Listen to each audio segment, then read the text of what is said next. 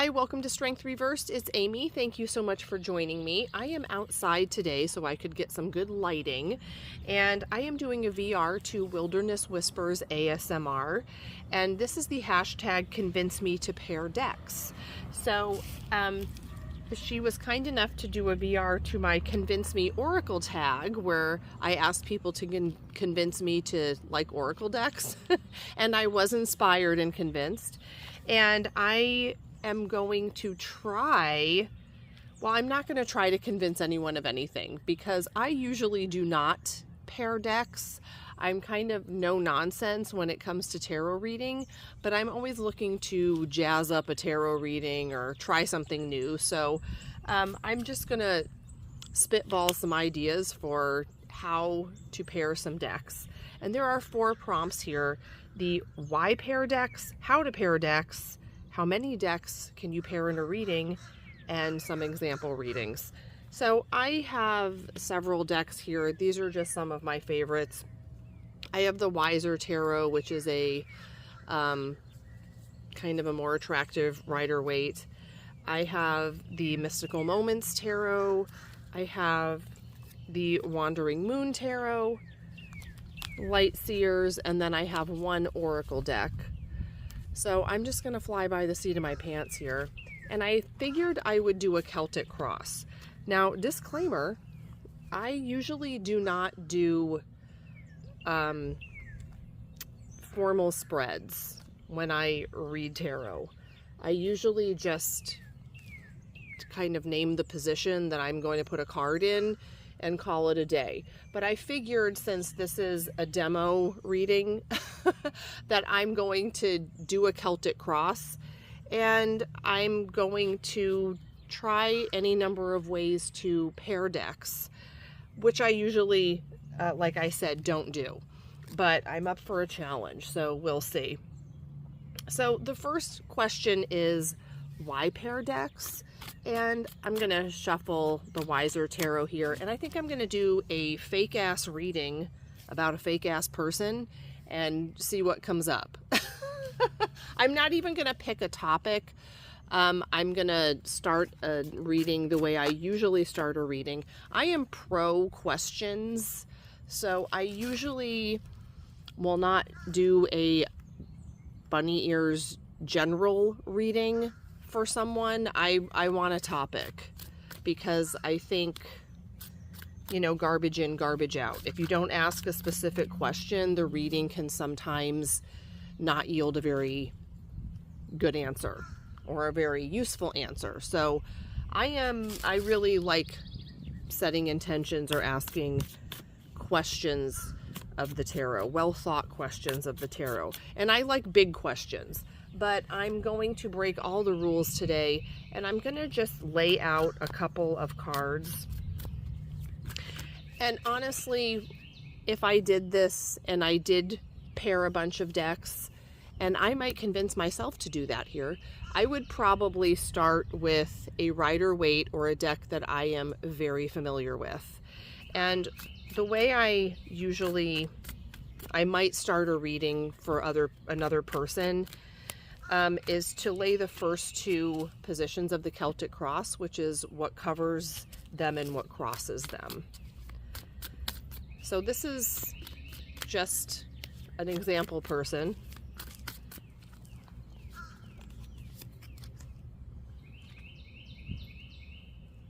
We have the King of Swords, and then the 4 of Wands. This, for me, would for sure represent the querent if it's at the middle of the reading, because it is a snapshot of where they are right now.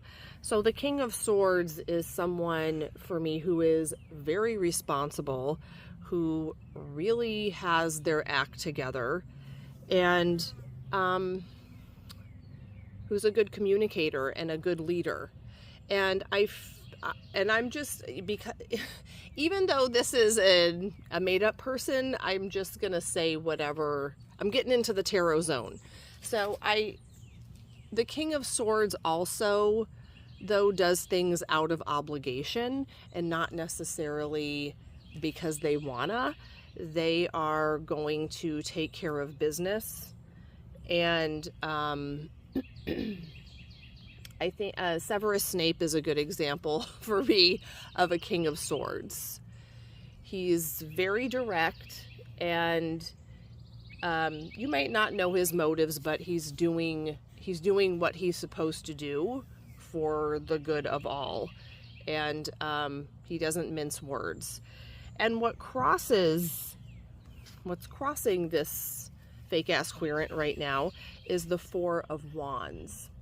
And the Four of Wands, I mean, we could say a wedding or some sort of event, but I think there's a structure that this person is experiencing, and maybe is having a hard time not being the one in control of either this event or whatever this is. Because the Four of Wands, you know, I know this is, for a lot of people, this would be a very, we'll call it positive card.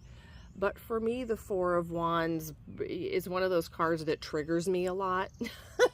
And if I were reading for someone else, I would have to make sure to put all of that to the side so that I can read clearly. When the Four of Wands comes up, I am immediately exhausted. And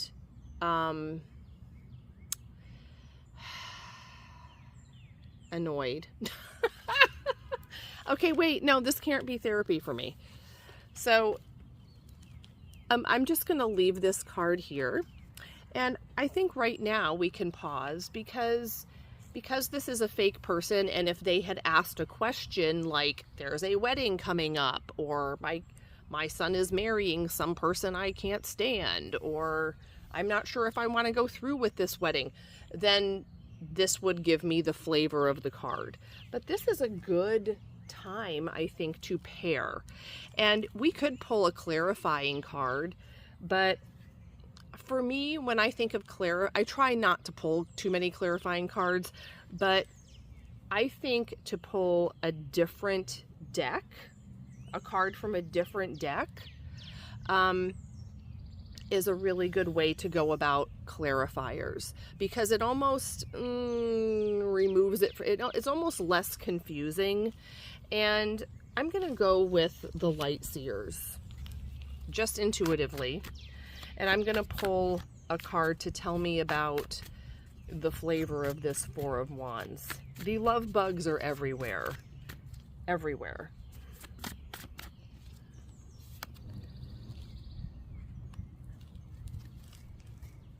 So we have the Eight of Pentacles. And like I said, the Four of Wands, to me, it's work. It's exhausting. It's, I think this person's current work structure, their current company, is maybe not going swimmingly, not going the way they want to go. I think they're very good at it. And what's popping into my head is, when I see these cards, is that they're trying to bow out gracefully. Like they don't feel that they have a valid, because they're a King of Swords and they're experts at doing what they're supposed to do. This querent doesn't have a way to bow, doesn't have a way to justify what they feel is justifying making this move. Or it's like, why can't I be happy at this job? What's missing? What is missing? Something's missing. Like, I should be happy. This is a good place for me. Maybe I can advance, but I don't want to do this. And I feel like it's just a gotta instead of a wanna. So I'm going to go back to the original deck.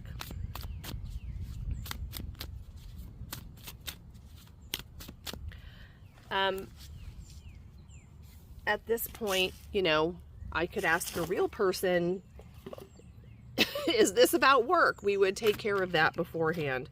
but I'm going to pull some more cards, and I'm just going to do a Celtic Cross. So what about this job where we're good at it and we could go far, but it feels burdensome.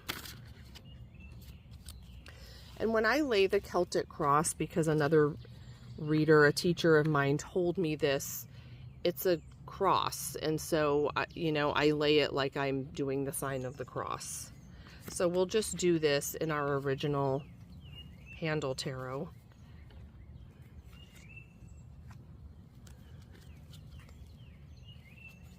And you could lay the whole Celtic Cross down, and sometimes I do that if I use this spread, and sometimes I turn over all the cards, and sometimes I flip them over one by one, and it's just however it kind of comes out at that point. I'm going to read this way, which is the past, present. This is the present that we just did, and future, before I do the other cards, even though I didn't lay them out in that order. This is interesting. We have the Nine of Pentacles. So I'm seeing a lot of success in the past, and maybe a feeling of, more feeling of contentment than they're feeling right now.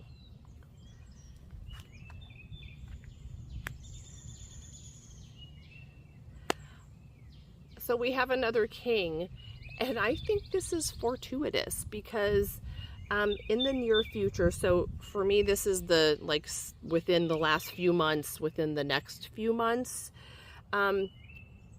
this could be, and this is where, you know, you would talk to the querent. This could be another person coming in to show, because I think this King of Swords wants to be where this King of Cups is, where they are,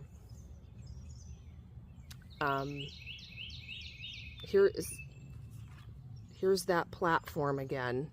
There's a love bug. Here's that platform again, where they are feeling more themselves, and they can maybe do a job that is more connected to them spiritually and emotionally, and that has a more meaning for them. So there's something on the horizon, either a person that can help them or an actual position coming up or an opportunity coming up.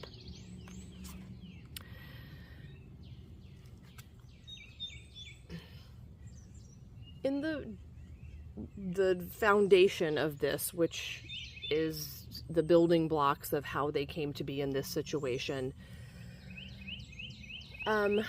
the Lover's card, I think there has been a big change, or something that has changed the querent's point of view or perception of themselves, and they have integrated something. Ooh, these animals are going wild. They've integrated something or had an experience in their life that has made them really think where they are, because in the past I think this was good enough, like I'm making good money, and I have all the things I need, and maybe I have some status or prestige, but now that's just not, something's missing. So there was a new perspective here, and a new choice that they had to make to put them in a position where they want something more than just their bank account. It might be paying the bills, but it's not filling them up. That's fascinating, isn't it? So we have lots of pentacles, lots of kings. Fabulous. We have another Eight of Pentacles, and this is where you see it ending up, where the querent sees it ending up, and then card 10 would be the way your guides see it ending up. So this could be the more distant future, And this may seem like, oh my God, that's not as good as this, or it's more drudgery, but it's not more drudgery, because I think this is, this person is getting some satisfaction from their hard work. So there might be a shift in position, there might be a shift in career, but I want to see what the other cards say. So I think they'll be able to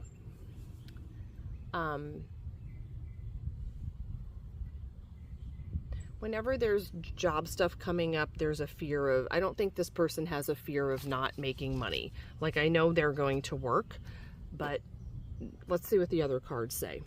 So for the next, we could take another deck and go up this way, or we could, you know, I'm going to actually do a different card for the last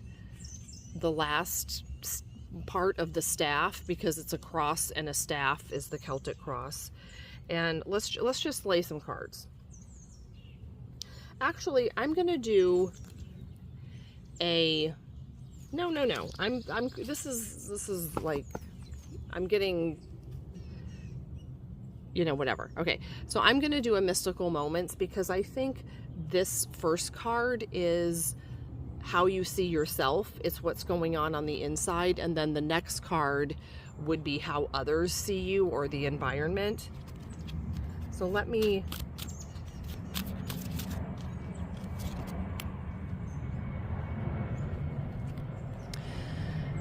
so this querent is really, I love all these fours. We have like 2 eights, pentacles, 2 kings. So we have all these, another 4 here. And I can feel this person,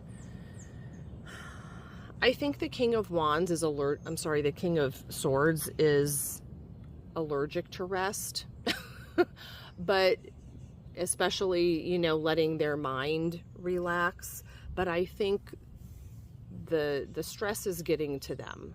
And I think they need something that's a little more creative, because they've gone as far as they can go in their career. And if they continued, it could be fine and lovely, and they'd make enough money and, you know, get some pat on the back and kudos. But I think right now, expressions like, if you rest, you rust, or, you know, sleep when you're dead, or those kinds of things keep popping up. But rest is part of the process. You can't go at full steam all the time.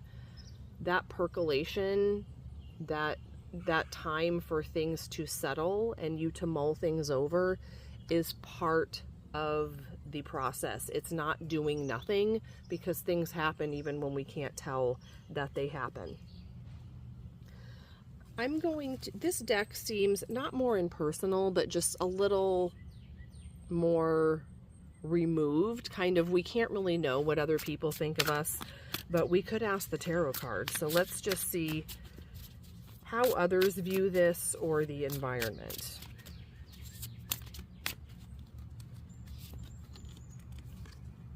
And we have the 6 of Wands. Well, I think the other people don't really understand what the holdup is, because, you know, they see this person at, well, this might be the querent's hard time expressing themselves, because the King of Swords is very logical and rational and whatnot, and so they might not be here yet. And I think they have to, they're definitely seen as competent and successful, and I think they like that. And so they're going to have to, they might be getting messages like, how can you leave this job? It's such a great job. Or, aren't you worried that you won't make as much money? Or, you know, messages like, you know, those messages people project their own fears onto us. And that might be what's coming at them. They might have a lot of guilt They might have a lot of guilt about leaving a position that other people would covet. Or they might feel that they have to explain or justify, like we talked about before, they might have to justify themselves wanting to move on. Like, you don't have a right to not be happy in this position. Don't you know the job market's bad, or whatever, you know, whatever people are going to say. One thing that pairing decks allows for is things like this, where the same card comes up and they're just totally different flavors, and you might notice a different layer in each one. So the next one is hopes and fears, which is, they're very connected. And I'm going to pull a LightSeers because LightSeers just is a little more palatable for hopes and fears. It's kind of two sides of the same coin. Ooh, another 8 and another wand. I think the hope is that this is going to move quickly and that there's going to be this transition. But on the flip side, that's also the scariest part, that it's going to move quickly and they're going to not be in control, and they have to trust this. I know that it's very difficult for someone like this to kind of let go and trust the process. I hate when people say stuff like that. Trust the process. So I will not say that, but this is, I think that movement and allowing that movement to happen does require a certain amount of release. Like, you might have to make room for something new before it comes to you. And this very practical, pragmatic person might have trouble clearing the space because they want to still control all of this stuff. The last card, I'm going to draw a Mystical Moments just to sandwich this, and also because I think it's a beautiful deck. And this is what our guides have to say. What do they want us to know about this?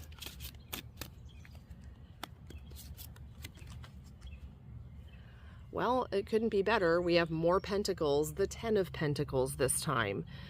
I think this person is wise to heed this calling, this whatever's calling to them, that there's something bigger. It might not be better for you, but it might be better for this person. So there is something more, something deeper that the universe is maybe putting into place for them.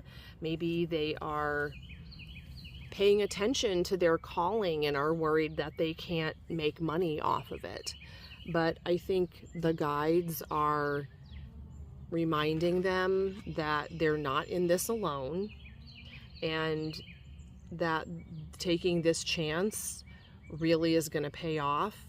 And Pentacles might not be financially, maybe they will be healthier, maybe they will just have a lot more time to spend with their family. The payoff, whatever that would be, is going to be big.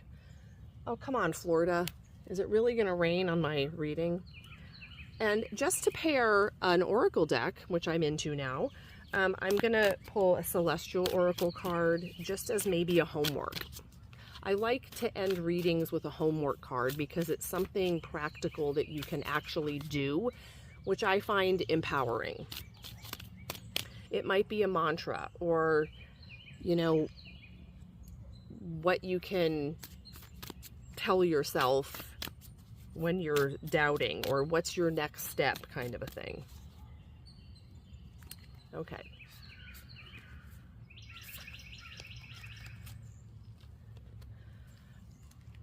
Brocken Spectre. Gotta look this up. This is the one flaw with oracle cards, is that you gotta look it up, and I don't like doing that when I'm giving someone a reading, but I will since it's an oracle card. Mystery, illusion, and magnification. So let me look this up for my fake ass querent. Brocken Spectre. What color is that? Orange? Okay. On high peaks, fearful figures loom large in the clouds, but they are not ghosts, merely the shadows hikers cast into the mist below. The Brocken specter, though named for the mountain where the phenomenon became legend, is glimpsable from any misty peak. Do not let a distorted self-image scare you off the path. That could fit, because when we're in the thick of it, in the thick of a decision, or in the thick of a fear-based something we have to contemplate, it's really easy to let our stories take over. And we sometimes don't see things clearly. We see them through the lens of all these things we tell ourselves, or all these messages that we're getting from family or society or a past life or whatever. And, you know, it's a bummer. It's a bummer that you have to like let go and let God. Because don't we want to stay in control? Yes, we do, King of Swords.